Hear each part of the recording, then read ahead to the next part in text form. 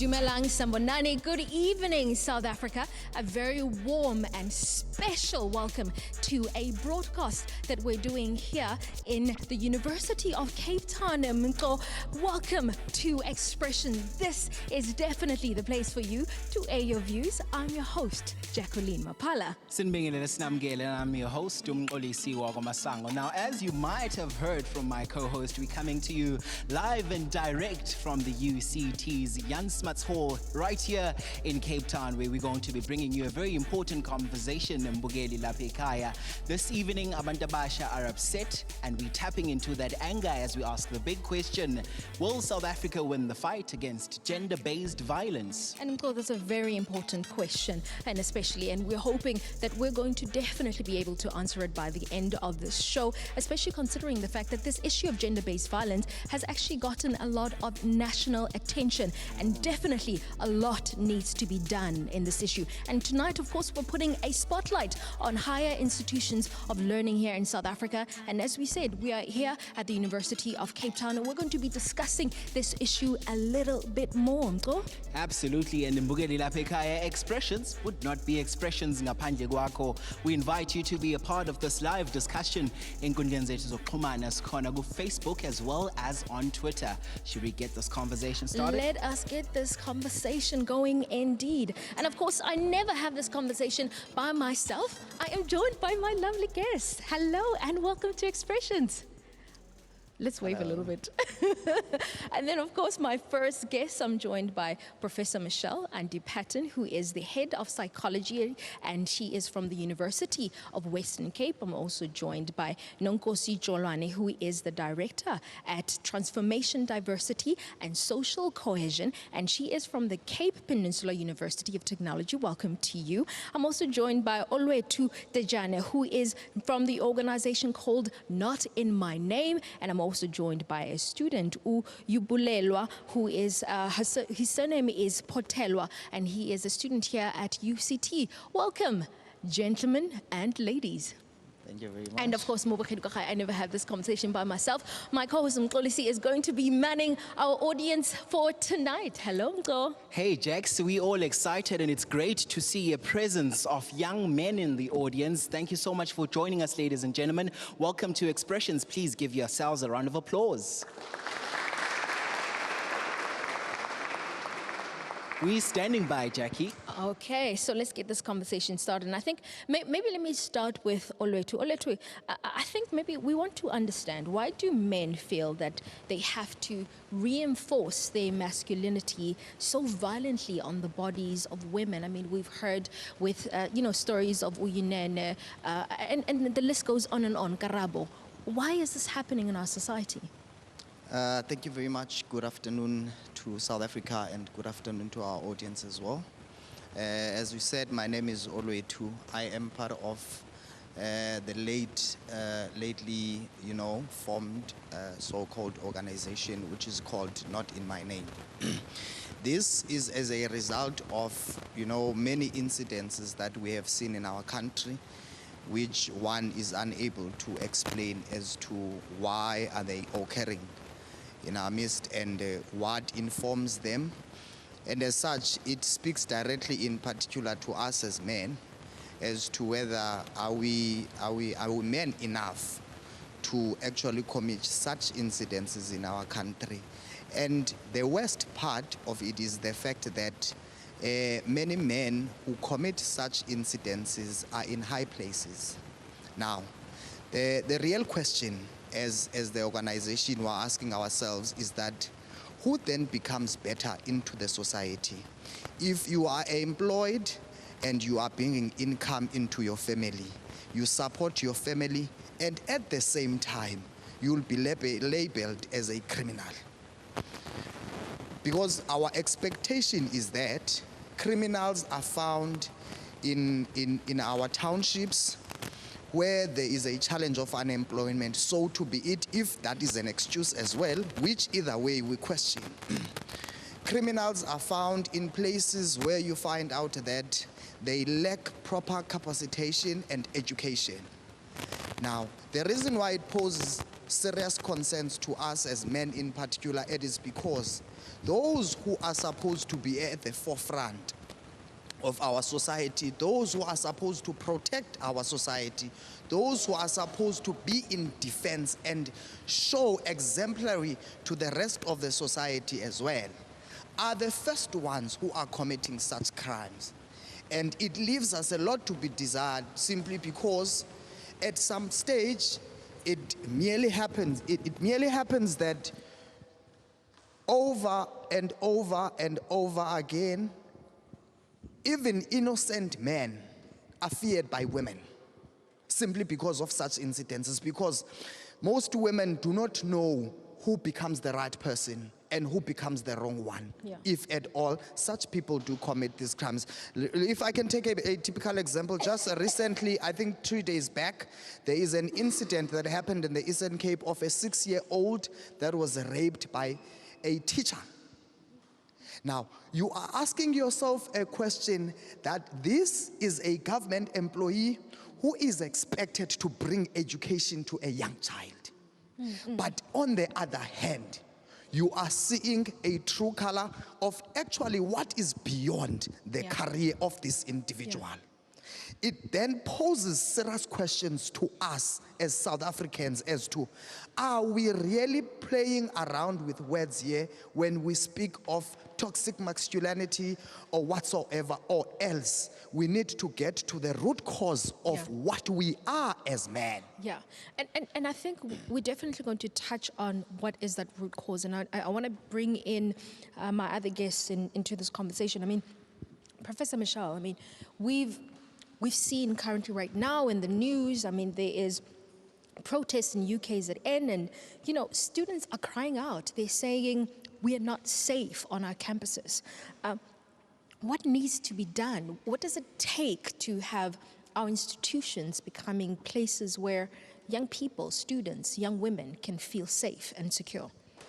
Thank you for your question. Good evening, and good evening to all the viewers. I think that's a very, very important question around safety and security on campus. But I think the one thing we need to understand is that gender-based harm and gender-based violence really, really is far more pervasive than just at higher education centers and institutions. If I think about our own institution, we've had to change our entire timetable so that students can finish off classes early, to leave early, so that they can be safe traveling home, you know, on public transport. Our graduation ceremonies, we've had to change from evening ceremonies to during the day to ensure the safety of students. So I think the problem is far more pervasive. But if I think about on campus itself, it's very difficult to ascertain whether students in fact feel safe. When students walk, I was driving to this hall this evening and looking at some of the students walking from here to wherever they're going and questioning, are students going to be safe? So it's a huge question, and a question that's very, very important. But there are quite a few initiatives that at UWC we've embarked upon. And so one of them would be looking at a concept which is called gender reconciliation, where it's a program where we're exposing both men and women to issues of gender and what gender actually means. What does it mean to be a man? What does it mean to be a woman? And how does my behavior as a man impact on that of a woman, and how does a woman's behavior impact on men? So that is one of the initiatives that are very, very important. But I think we do realize that we need to change mindsets. It's not going to be an overnight solution to such a deep-seated problem. And Nkosi, I want to bring you into this conversation, and I think for the viewer, I want to just let you know that we did invite the management and SRC here at UCT to be part of this conversation. If you're wondering where they are, we did invite them as Expressions to be part of this conversation, and unfortunately they could not make it. But I think it's still good that we do have university representatives here to sort of speak on behalf of what's currently happening on the institution. Nkosi, I want to find out from you. I mean, we've heard as well in the news that the ministerial task team that has been appointed by Minister Pando, which in itself is meant to guide policy around sexual harassment and gender-based violences on our campuses. Let's talk about implementation, because it's always great to be reactionary when we're faced with gender-based violence. But is this something that can be implemented? Can it be properly monitored and regulated so that it's successful and is able to achieve the kind of success that we want to see when it comes to this area? Molweni, and let me start by also first giving my special respect to the victims as well as survivors of gender-based violence tonight. Well, with regards to issues of gender-based violence and issues of police and the ministerial task team, we have to understand the fact that there is a gap between policy and practice. That's where we start. And also we need to understand that when we talk about universities, we are not talking about any ivory tower anywhere. These students and staff are members of society. They belong to families, they belong to society. And it is not the responsibility of the university alone to ensure or to combat gender-based violence. And we also have to take into consideration the fact that as we are here, as these students that are here today, it's only 25% that are in residence. We also have 75% that are staying with our communities. So when we do a multi-sectoral, multi-dimensional approach, we have to ensure that we have two families that is in-house and out of the house. And that's why we have to ensure that we have a very broad, multi-sectoral and multifaceted approach. And coming to the ministerial task team on gender-based violence, it first started with the presidential task team on gender-based violence. You will recall that last year we had the president had a very huge program that is called a summit on gender-based violence. A presidential task team was also established on the day. And these are the issues that say it also filtered down into ministries. As we all know, universities belong to higher education department. Also, the Minister of Higher Education also had a team that was going has a team that is going to advise him on ensuring that they implement this gender-based violence national strategic plan. This is what we are currently busy with. It is at its draft form, and I would also urge all universities to work with the ministerial task team in order to ensure that this gender-based violence national strategic plans have your inputs. You must dissect it in order to ensure that it is exactly what you need for our universities. It is not only the university management that has to take responsibilities. Staff, students, administrators, researchers, every university community, every voices of university community members needs to be heard. So it definitely requires all hands on deck. It's not just one particular stakeholder's responsibility. Uyabulela, I want to bring you into this conversation. You're a student, right? And you've heard all these various voices. You've heard Not In My Name sort of talk about this, but you're on the ground. You understand what this actually feels like. And we've heard again in the news, University of Free State, the students again are protesting. Do students feel like they are not being heard? Do students feel as if, they have to resort to some mechanism, some tactic of getting the attention of government, because just you speaking, just you suffering, just you experiencing this on the ground, nobody hears you? What is your take around being heard as students and seeing a change and an impact?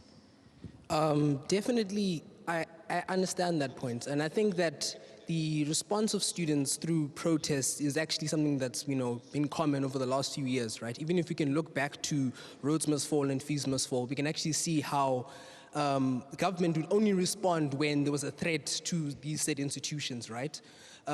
So negotiating, signing petitions don't necessarily do anything. We always get told, oh no, we've got other things, down the line, 6 months, a year or so, maybe we'll deal with the problem. And it only seems that through, the most extreme form, or most extreme response, protest, right, that we seem to get some sort of answer from the management, not even just of the university, but, in government, right? And I feel as if, at this point, we should, at the very least, also acknowledge the fact that even the institutional responses, right, haven't been sufficient, right? And that's why, students are still protesting, right? And I think that, in a sense, we need, to be cognizant of the fact that these are the issues that are facing us each and every day, and I think that people should be less judgmental when students are on the ground protesting. They need to understand that there are problems every single day. While we are continuing to study, right, female bodies are unable to walk in the street back to their res, right? And when we're appealing to an institutional response and we're asking for that, we're not being entitled. We're not being entitled. We're actually asking for basic, decent things, right? And I just feel as if, the institutions that are supposed to protect us are just not doing their job. Well, Mobagedi, I mean, it's definitely up to you, and I definitely cannot wrap this part of our segment any better to say, I mean, is there enough being done to ensure that we are protecting young women, but also most importantly, students on our campuses? And of course, Mkolisi is going to be bringing some of the insights from the audience that we have tonight in this hall, that in terms of this discussion that we're having on expressions. But of course, stay tuned, because there'll be more after this. We'll be back right after this.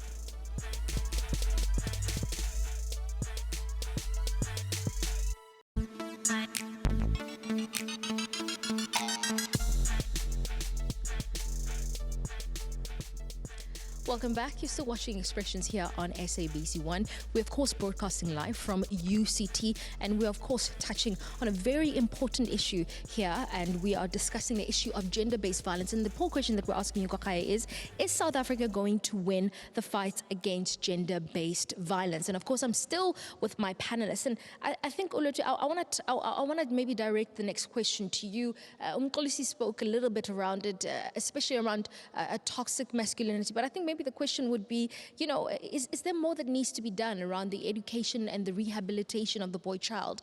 Or is it just better to just lock up perpetrators and throw away the key? What is the solution to seeing real impact in transforming these toxic male masculinity, or at least traits that we're seeing in our society? Yeah, I think it starts back to our own communities. When you bring up a child, it is very important that now we get back to basics. The upbringing of a child speaks volume to what he is going to be in society in the future. How is he going to contribute to the society? Now, regardless of the fact that many of them are as a result of peer pressure and whatever that has contributed to the current challenges we're experiencing in our country. But I think the most important one is to upbring your child at the manner and the fashion at which he is going to understand what type of a society is he supposed to live in, especially the respect of women, because it starts by respecting your mother. So education definitely is going to be important, I think, for the boy child in our society. And then for you, Aya, I mean, we've seen social media being a very important vehicle for young people to express themselves. And as we've said, we've touched on the fact that it's very easy for young people to be silenced, but for some odd reason, this has almost become a megaphone. So let's talk about the impact of social media. Do you think it's an important vehicle for young people to be able to voice themselves, especially when it comes to gender-based violence within our institutions of higher learning? I definitely think that is a very important medium for for people in society, not just young people, to express their views. I think that most things in society, or most things in the modern day, filter through social media. It's a sort of microcosm of the feelings of society. So generally speaking, I mean, look, many sort of campaigns around dealing with gender-based violence, talking about toxic masculinity and dealing with these problems have come through social media. But I think what we must also highlight is that social media is a great place for us to mobilize. For example, how we mobilize around the disappearances of, women, in recent history, right? For example, Uyinene's friends, right, managed to mobilize people and to create awareness around her disappearance and sort of create visibility around the issue through social media. And it was through that space that this thing got public attention and sort of relevance, right? And because of it, and what social media actually does is that it gives relevance, it gives a space to people who usually wouldn't have that space, right? And in that way, it breaks down walls and, we're able to express what we need to, how we feel. Do you support the name and shame campaign that currently is being criticized right now?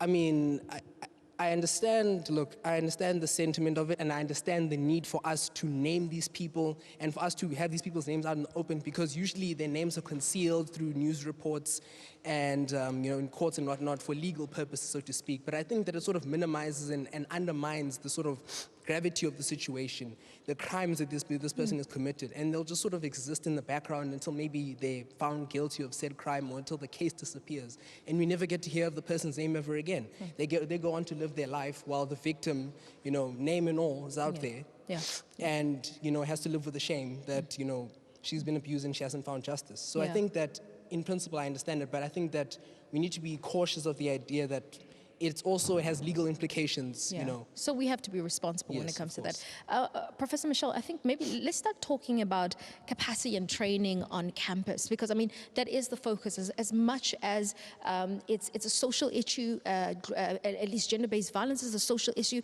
Let's hone it down into terms of university institutions. I mean, do we have the right capacity? Are people on the ground equipped to deal with cases and scenarios that come up within our campuses? I think training is a very, very important issue. When we look at gender-based violence, we have to start in the classroom. A couple of years ago in our department, we had what we call gender practicals, where we had discussions, informal discussions in the classroom, in tutorials, to educate everybody around issues of gender. We had racism practicals as well. So I believe as race was important, so is gender important, and we need to start having those discussions, not in just psychology, not just in the social sciences, but we have to have it across courses, across modules, in campuses, so that we all become aware of what gender and how gender plays itself out in society. In terms of capacity, that's such a huge question because the problem is so big. And so if you think about the call that students are making to ask, we need help, we need psychological assistance, our one-on-one models of training is definitely not going to alleviate the problem. We're going to have to look at different models of training and different models in which we can respond to the pervasive issue. Yeah, and definitely a lot needs to be done. And I think just to end it off, Nonkosi, I mean, we've seen with the Uyinene Mrwetyana scholarship that UCT has sort of put together. How important is it for universities to be able to ensure that the memory of victims are not forgotten? Thank you. I think one thing is to say to the university needs to respond to the call to action in the name of the departed, in the name of the survivors. We need to move away from reactive way of dealing with things and ceremonial and do proactive programs that have tangible solution. Come up with indicators, clear indicators on gender-based violence in your research, in your teaching and learning program, in your curricula, because it is everybody's responsibility to ensure that it is integrated into our curricula. Ensure that we come up with tangible and sustainable solutions and monitor those issues. We must always say, when we remember Uyinene, when we remember JC, when we remember all the victims, we are saying, you know, this target, this indicator of gender-based violence in my curricula, in my program on safe spaces and other programs, it is within the spirit of our survivors and the victims of gender-based violence. That's a nice way to definitely close off this part of our segment. And of course, Mrwetyana, definitely a lot needs to be done. But I think what's important is to make sure that we're not reactionary. This is an issue that definitely needs to be part of the calendar every day of the week. We'll be back right after this. You are watching Expressions.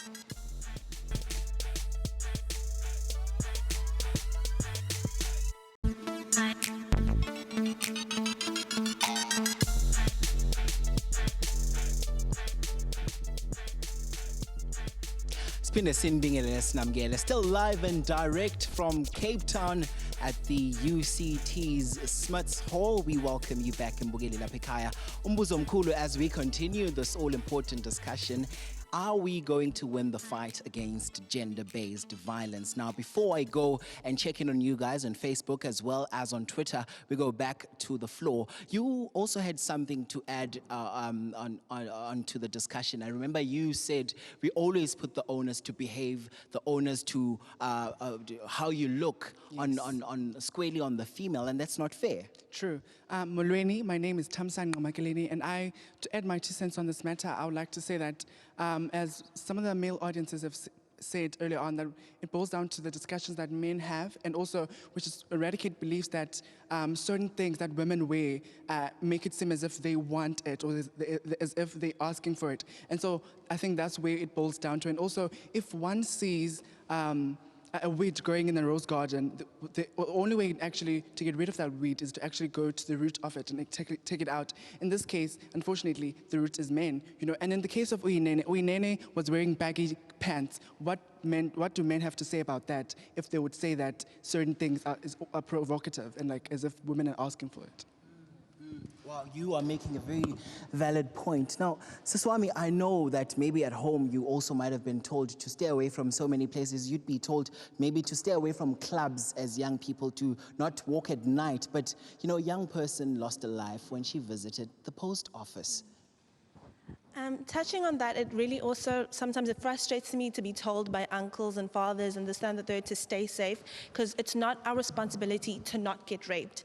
It feels as though we always have to avoid these certain places, avoid wearing certain things. Like even at primary school, at high school, sometimes it's put into like Civies Day or camps that don't wear something that's short, don't wear this. It's also an intricate part of rape culture, because it's like in schools, why would you have teachers or coaches that could sexualize us? Why must 12-year-olds and 10-year-olds be told not to wear shorts because they might be sexualized by the teachers at such a young age? And I just wanted to go back to what was said earlier. It was said that, you know, rape culture and all that should be taught at campus. And I do think that's too late to be teaching such an important thing. Like our socialization process happens so much earlier than that. People come to campus with their ideals and all these sentiments. Earlier, that guy said that boys will be boys, and that's part of the like essential issue, and that's his belief at this time. And so consent should be taught like at primary school, even a little bit before that, because consent is such a complex concept that it needs to be taught before that, to a point where like our biggest socialization process happens in school. We spend most of our time growing up at school as opposed to at home. So it needs to be taught then. So let's have these conversations very early in life. Before I'm going to move straight to you now. Before I move straight to you, Bugeli, there's also some comments coming in there from Facebook. Pilani Ngobo says, yes, we will, as long as we going to keep on mobilizing the awareness and through all the spheres and platforms such as schools, universities, churches, and workplaces. Deani says, I think we can still win it. The problem is that some cultures taught men that the only way to make women respect you and humble themselves is to beat them. So clearly those are some of the sentiments that are coming through. How do we break these walls that have been created by toxic masculinity? So what would you like to add onto the conversation? Considering that this is a male race, and from the naming that has been happening for the past few weeks, this is actually one of the residents that has got the most names that were named. From that, we've had a lot of talks about the whole issue like we are now. And the sad thing is that most of the times when we have such talks as men, you find that most of the people that talk there, the things that are said are always the right things, the nice things that everyone else would want to hear. You know, that makes me wonder if there are people that are involved in these discussions are either the wrong people, that are people that are not actually perpetrating such incidences, or rather, as men, we are just we're acting in a way that, you know, we're finding the right words to say and cover what we're actually doing behind the scenes.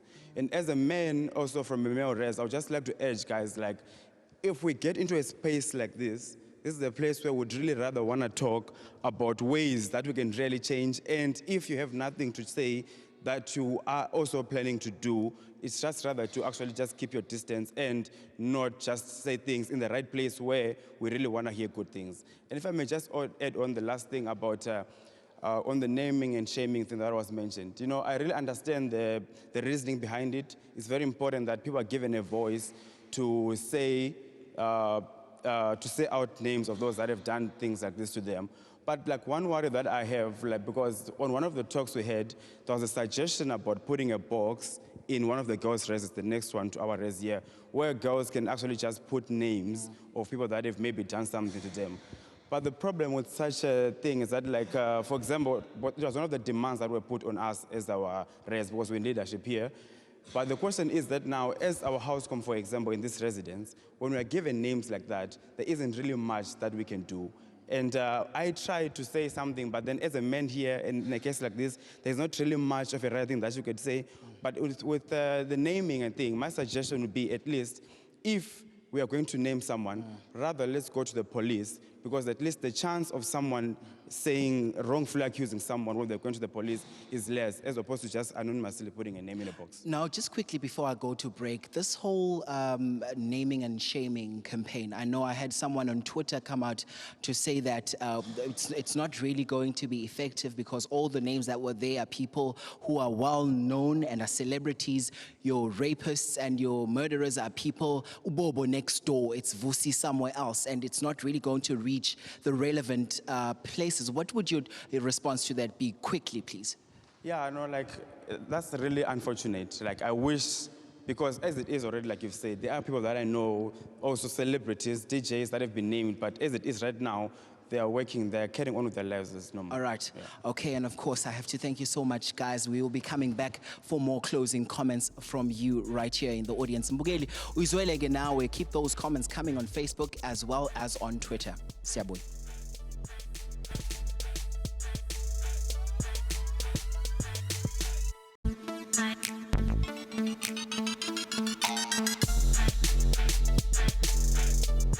You're still watching Expressions, your hashtag #1 youth current affairs show.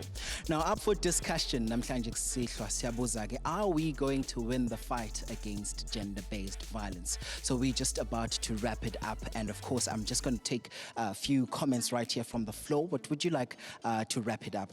What's your parting shot with us? Okay, my name is Sandile. In closing, in fighting gender-based violence, I have two things to say. Firstly, is that in order to win the fight, we need to start early. Parents need to start teaching their children at a very young age that they need to respect women and not treat them as slaves or anything. As they say, they do not need to feel entitled. And secondly, we need to have more of these conversations in our schools, in our universities, to ensure that boys are aware and that these small talks that they have are not actually, Thank you so much. Some closing comments here, ma'am.